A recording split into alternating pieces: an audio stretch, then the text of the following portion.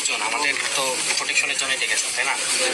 আমাদের তো একটা ডিসিশন বা একটা সাজেশন ছিল যে আপনারা ওদিকে যাবেন।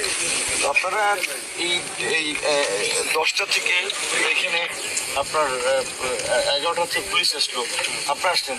আপনারা একটা বিএনপির সব নেতা না, বিএনপি বড়টা দল, অনেক গ্রুপ আছে, একটা অংশে কিছু লোকজন এদের কাছে আর্মি সারেন্ডার করবে, পুলিশ সারেন্ডার করবে, তাহলে আপনারা না, এদের কাছে তো কেউ সারেন্ডার করছে না। আপনারা আমাদের প্রোটেকশনের জন্য ডেকেছেন, আমরা আমাদের সাজেস্ট করছি যে বসে রাখছেন। এখন যদি আপনি আমাদের ডিসিশন আমরা কি প্রোটেকশনের জন্য ডেকেছেন, আমরা বিকল্প রোড দিয়ে পালাই করার যাব, জন্য এসেছি। আমরা বিকল্প রোড দিয়ে পালাই যাব, আমরা কি চোরটা খাই? আমরা তো আপনাকে প্রোটেকশনের জন্যই তাহলে আপনি যারা যে রাস্তাঘাট আটক করেছে, রামদাও নিয়ে, অস্ত্র নিয়ে, লাঠি ছুটে নিয়ে, তাদেরকে আপনি নিবৃত্ত করছেন, ওদের কারো কারো কোনো অ্যাকশন নিচ্ছেন? ওদের কারো আর্মির একটা গাড়ি দেখলে লোকজন মুইতে দৌড়ায় বিল দিয়া, আপনারা কোনো ব্যবস্থা আছে না? 5-7টা আর্মির গাড়ি আসছে, আর্মিটা গার্ডস আছে, এইভাবে আপনারা দেশ চালাইতে পারবেন?